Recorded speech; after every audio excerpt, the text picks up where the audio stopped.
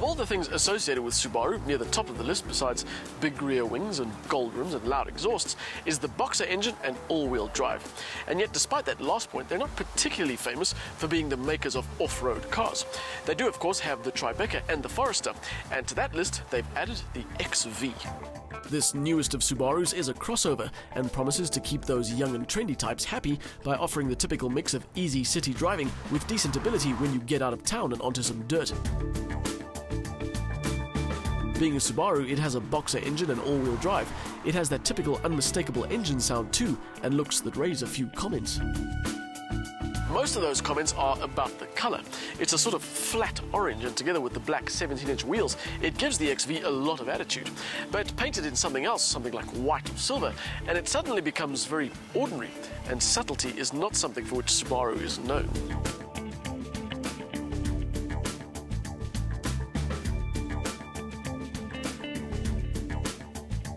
Is it horrible looking? Certainly not, but by the same token, it's not really mold-breakingly fantastic either. The XV gets by being inoffensive and ever so slightly generic.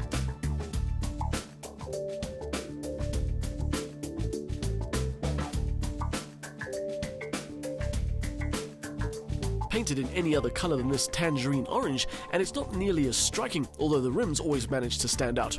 It is a very neat design though. It isn't crammed with fussy details. What is there gives it a look that's more dynamic than aggressive, and the dimensions are just the right balance between everyday city car and dirt-loving off-roader.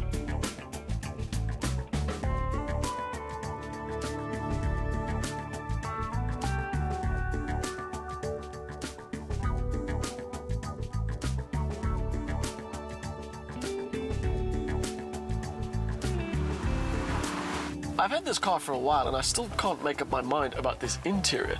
It is well laid out and decently spec'd, but there's just a little bit too much hard plastic. And this entertainment unit, even though it has sat-nav and a touchscreen and connects to just about every electronic device under the sun, can't help looking anything but aftermarket.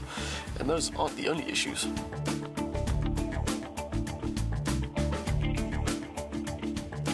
Our test car has covered 18,000 kilometers. Those hard plastics are showing very obvious signs of wear and tear, and there is a serious rattle from inside the dashboard. On the upside, the new seats, designed specifically for this car, are very comfortable, even on longer trips. There's good space all round, and everything is easy to operate, even though your initial impression is that there are a lot of screens showing a lot of information.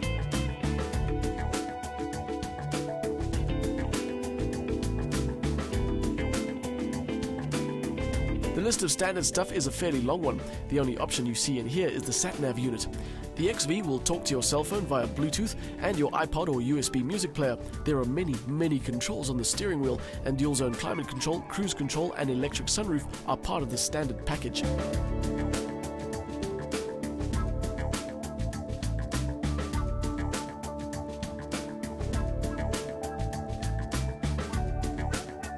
There's good all-round space, although the boot is on the shallow side. If you do choose this crossover to help transport you to the great outdoors, make sure you don't stay there for more than a couple of nights. There really isn't space in here for much more than a few smallish bags. On the open road, the XV's power delivery is typical of non-turbo Subarus. It doesn't throw all its torque at you at once. It kind of has a slow and steady approach, spreading the power across the entire rev range. The drive isn't nearly as manic as the paint job suggests. The 2-litre 4-cylinder puts out 110 very sedate kilowatts and a fairly relaxed 196 newton meters.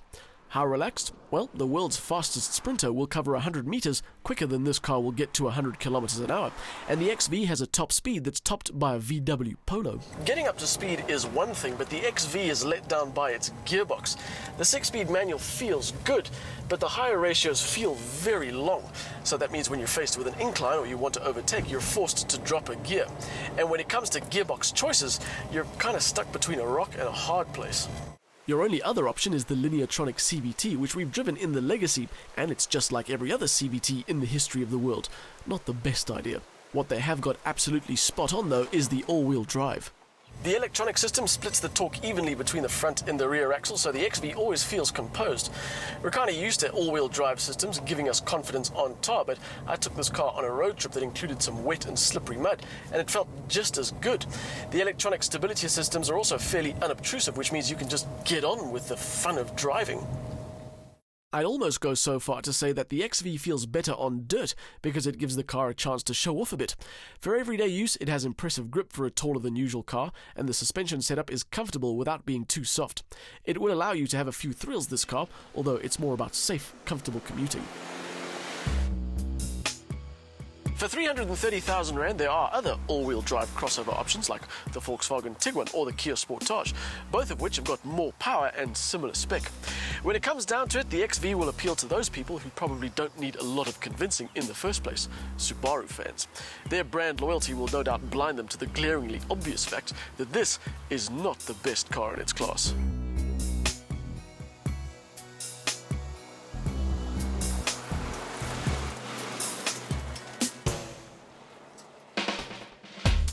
A 2-litre engine, 6-speed manual gearbox and all-wheel drive provide the right ingredients for a compact soft-roader.